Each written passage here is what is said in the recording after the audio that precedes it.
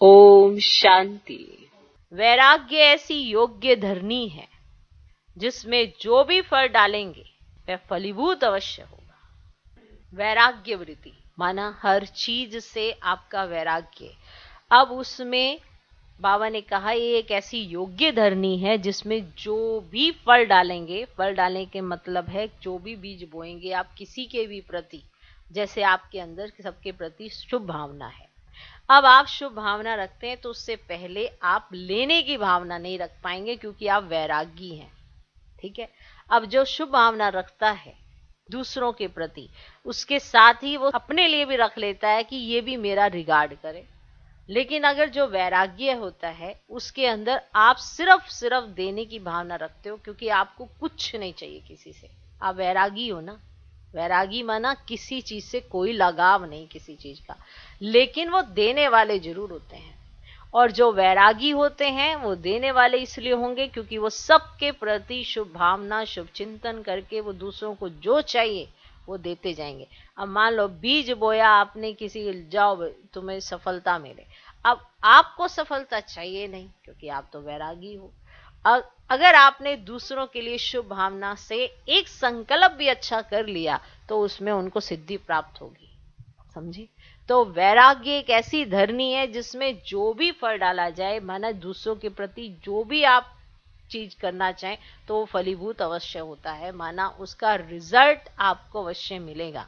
चाहे आप कुछ भी सोचें, जैसे घर परिवार में आप दूसरों के प्रति अच्छा सोचने की कोशिश तो करते हो लेकिन चाहना कुछ लेने की भी करते हो। जब आपको अपने परिवार से कुछ लेना नहीं सिर्फ देना है तो फल तो निकलेगा। इसीलिए जो कोई आत्माएं अगर आपकी आज बात नहीं भी सुनती हैं, नहीं भी मानती हैं, लेकिन आप तो वैराग्य वृत्ति वाली आत्माएं हो। आपको वैराग्य है सारी चीजों से, लेकिन दूसरों के लिए करके देने से वैराग्य की बात नहीं आ रही है। यहाँ पर दूसरों को देते जाओ, जितना दे सकते उतना दो। यानी कि जो भी भावना से आप जो भी बीज बोलोगे वो दूसरों के लिए फलीभूत जरूर होगा। क्लियर? माना एक ऐसा वैराग्य है हर चीज से, देह से, देहधारियों से। वैराग्य का यहां मतलब ये है एक्सपेक्टेशन।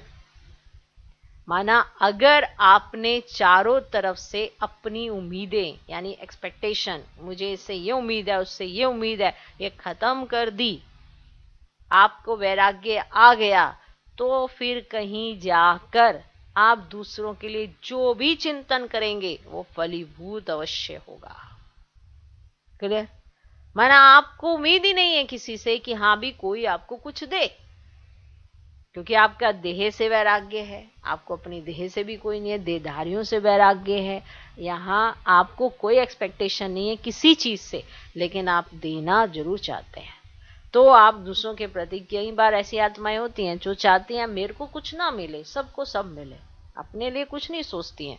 तो अपने लिए वो कब नहीं सोच पाएंगी? जब उनके अंदर वैराग्य होगा तब नहीं सोच पाएंगी। वरना हर एक आत्मा इस समय अगर आप देखेंगे कोई कुछ करेगी तो सामने से उम्मीद भी रखेगी, तो उसका फल नहीं निकलता है, नहीं मिलता उसको कुछ भी। और फिर जब नहीं मिलता तो वो दुखियार हो जाती है, फिर वो सुनाने लग जाती है मैंने तेरे लिए ये किया, मैंने तेरे लिए ये किया।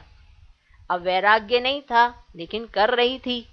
अब कर रही थी तो उसको भी कुछ चाहिए। अब जब उसको चाहिए तो फिर नहीं मिलेगा तो वो वैराग्य वृत्ति कहाँ से रहेगी?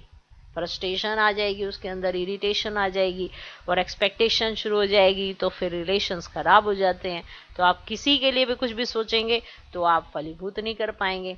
यानी वरदान से रिलेट भी आप इसको जोड़ सकते हैं कि आप दूसरों के लिए कर ही तब सकते हैं जब आप सारी चीजों से वैराग्य को धारण कर पाते हैं, और कोई भी आप उसमें फल बोएंगे माना दूसरों के लिए तो वो फलीभूत अवश्य होगा।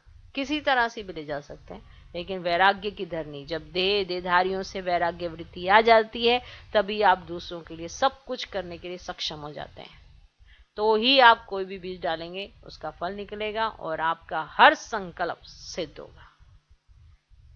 क्लियर?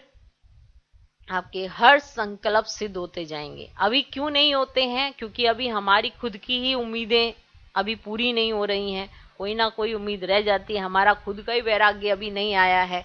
तो इसीलिए वो जो भी हम बीज बोते हैं या जो भी हम फल बोते हैं वो फलीभूत नहीं होता। जो हम सोचना चाहते हैं दूसरों के प्रति वो नहीं होता, क्योंकि हमारी एक्सपेक्टेशन खुद ही खत्म नहीं होती है। जैसे हम किसी कहते हैं कि यार ये हमसे अच्छे से बात क्यों नहीं करते हैं, ये हमारे साथ ऐसा क्यों व्यवहार करते हैं, हम उनसे पूछ रहे हैं, हमें अपने आप से पूछना है कि किसी के कैसे भी बात करने से क्या उसका असर मेरे ऊपर क्यों हो रहा है। नहीं होना चाहिए। आप तो वैरागी हो ना, आपको देना आना चाहिए, लेना नहीं। आपको क्या लेना उससे कि वो कैसे व्यवहार कर रहा है, वो हो सकता है उसकी अपनी परेशानियां बहुत है। तो आपको तो सिर्फ देते जाना है। इसीलिए सबके लिए यही होना चाहिए कि अगर आप वैराग्य वृत्ति को धारण कर लेते हो तो आप देना सीख जाते हो। माना आप जो भी संकल्प करेंगे वो सिद्ध अवश्य होगा। ओके।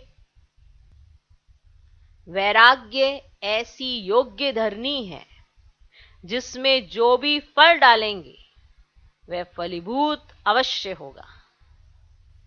अच्छा। ओम शांति।